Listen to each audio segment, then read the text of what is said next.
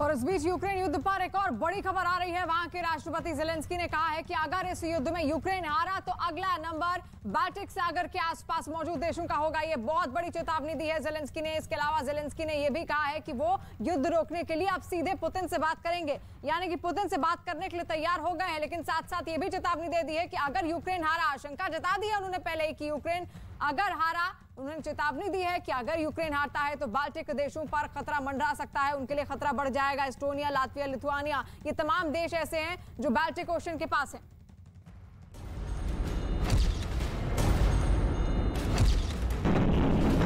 Kyiv पर मंडराते Putin काल का खतरा।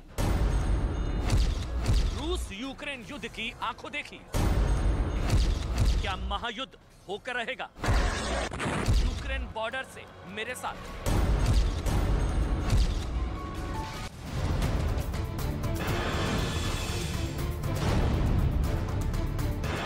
हमारी कोशिश है कि बच्चों को निकाला भी जाए, बातचीत भी की जाए कि कैसे उनकी चीजें आगे चलेंगी और सुरक्षित उनको उनके घर तक पहुंचाया जाए। कि बड़े से गड्ढे में बदली ये बिल्डिंग कभी बच्चों का स्कूल हुआ करती थी।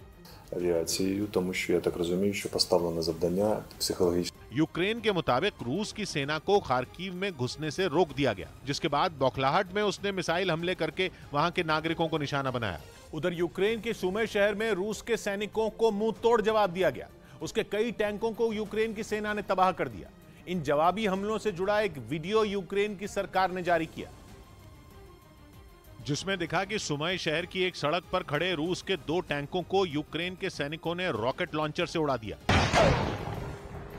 जिसके बाद वहां जोरदार धमाका हुआ और टैंक आग की लपटों में घिर गए। इतना ही नहीं, यूक्रेन के एक दूसरे शहर में भी रूस के खिलाफ एक बड़ा हमला हुआ, जिसमें रूस की फौज को निशाना बनाकर भीषण गोलीबारी की गई, जिससे वो पूरा इलाका थर्रा उठा। इस दौरान इतने गोले बरसाए गए कि वहां थोड़ी देर के लिए गोलों के अलावा कुछ भी दिखना बंद हो गया।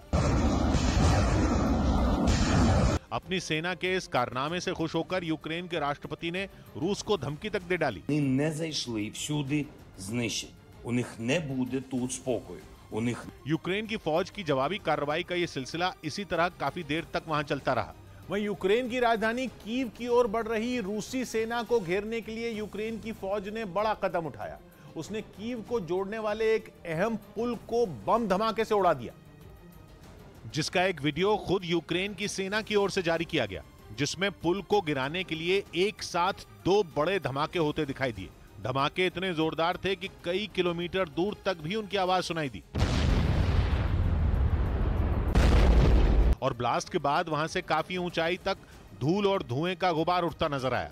यूक्रेन की ओर से दावा किया गया कि उसने इस पुल को धमाकों के जरिए उड़ाकर रूसी सेना की वापसी के रास्ते को बंद कर दिया। उधर रूस और यूक्रेन के बीच जारी युद्ध की लाइव रिपोर्टिंग के दौरान वहां एक धमाका हो गया। यह धमाका हुआ यूक्रेन की राजधानी कीव में, और वो भी तब जब यह पत्रकार वहां से लाइव रिपोर्टिंग कर रहा था। वहां हुए इस हमले की यह पूरी घटना कैमरे में भी कैद हो गई। अमेरिकी टीवी चैनल के पत्रकार चार्ली रायटा अभी कुछ बोल ही रहे थे कि पीछे आसमान में तेज रोशनी चमक उठी। इसके बाद वो रुके और पास में खड़ी अपनी टीम के दूसरे लोगों से पूछा। फिर पत्रकार चार्ली ने वहां पीछे मुड़कर देखना शुरू किया। What the hell was that? इससे पहले कि चार्ली कुछ समझ पाते, तभी आसमान में एक जोरदार धमाका हो गया। हालांकि अच्छी बात यह रही कि पत्रकार और उनकी टीम को इस हमले में कोई नुकसान नहीं पहुंचा। इस बीच रूस के हवाई हमलों से यूक्रेन का इरपिन शहर भी दहल उठा। रूस के ताबड़तोड़ हवाई हमलों की वजह से रिहायशी इमारतों को भी भारी नुकसान हुआ, जिसकी कुछ तस्वीरें भी सामने आई, जिनमें साफ दिखा कि 2 लड़ाकू विमान इरपिन शहर पर बम बरसाते हुए तेजी से निकल गए, जिसके बाद वहां एक जोरदार धमाका हुआ, जिससे पूरा इलाका थर्रा उठा। जिस जगह बमबारी हुई वहां से आग की लपटें भी उठती दिखाई दी। हमले के बाद की भी कुछ तस्वीरें सामने आई, जिनमें दिखा कि इरपिन शहर की कई छोटी और बड़ी इमारतें खंडहर में तब्दील हो गईं। हवाई हमलों की वजह से शहर के ज्यादातर हिस्सों में सन्नाटा पसरा दिखा। मिसाइलों और बमों से किए गए हमलों के निशान इमारतों पर भी साफ नजर आए। कहीं इमारतों की दीवारें धराशायी हो गईं, तो कहीं खिड़कियों में लगे शीशे चूर-चूर हो गए। इतना ही नहीं, इन इमारतों के आसपास खड़ी गाड़ियों के भी परखचे उड़ गए। माना जा रहा है कि इन इमारतों को एहतियातन पहले ही खाली करवा लिया गया था। वहीं रूस की सेना ने वहां के आम नागरिकों को भी निशाना बनाना शुरू कर दिया। यूक्रेन के एनरहोदार में तो लोगों पर ग्रेनेड से हमला किया गया, जिसका एक वीडियो भी सामने आया। और उस वीडियो में एनरहोदार शहर के एक इलाके में सड़क के किनारे कुछ लोग बातचीत करते दिखे। तभी उनके पास एक जोरदार धमाका हुआ, जिससे वहां अफरा तफरी मच गई। धमाके के बाद वहां धुएं का गुबार उठता दिखा। जान बचाने के लिए लोग भाग खड़े हुए, लेकिन भागते लोगों को निशाना बनाने के लिए रूस के सैनिकों ने उन पर ताबड़तोड़ गोलियां चलानी शुरू कर दी। बताया गया कि रूस की सेना की तरफ से किए गए इस हमले में कई लोग घायल हो गए। इस बीच यूक्रेन के चर्निव शहर में एक चलती कार के सामने जोरदार धमाका हुआ, जिससे इलाके के लोग दहशत में आ गए। रूस की सेना की तरफ से यह हमला उस वक्त किया गया जब एक आदमी शहर की सुनसान सड़क पर अपनी कार से कहीं जा रहा था। तभी उसकी कार के सामने कानों को फाड़ देने वाली आवाज के साथ 2 जबरदस्त विस्फोट हुए। देखने से ऐसा लगा जैसे वहां मिसाइल से हमला किया गया। धमाकों की वजह से वहां आसमान में कई मीटर ऊपर तक काले धुएं का गुबार उठता दिखाई दिया। इस हमले के बाद सड़क से जा रहे उस आदमी ने पहले अपनी कार रोकी और फिर उसे लेकर दूसरी तरफ निकल गया।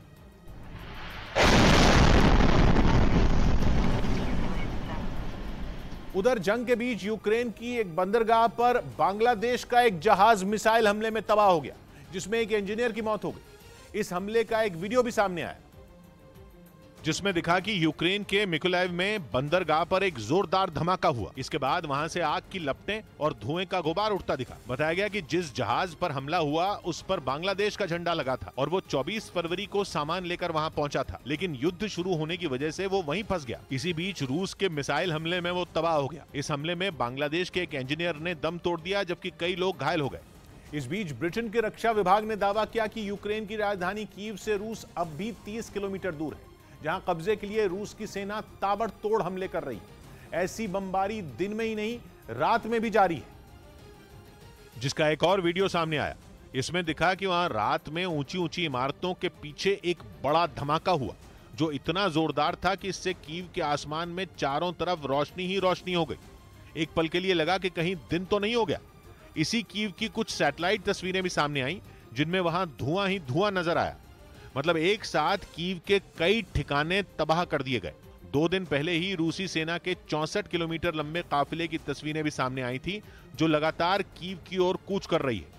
उधर यूक्रेन में हफ्ते भर से जुड़ी जंग में रूस ने खेरसोन पर कब्जा तो कर लिया, लेकिन उसके बावजूद शहर में युद्ध जारी है। खेरसोन के हाथ से जाने के बाद यूक्रेन की सेना दोबारा उसे पाने की लड़ाई लड़ रही है। और यही वजह रही कि वहां के फौजियों ने रूसी सेना के कुछ ट्रकों को फूंक डाला। जो तस्वीरें सामने आई उनमें साफ दिखा कि खेरसोन में अंधेरा होने को था, लेकिन उससे पहले ही यूक्रेन की सेना ने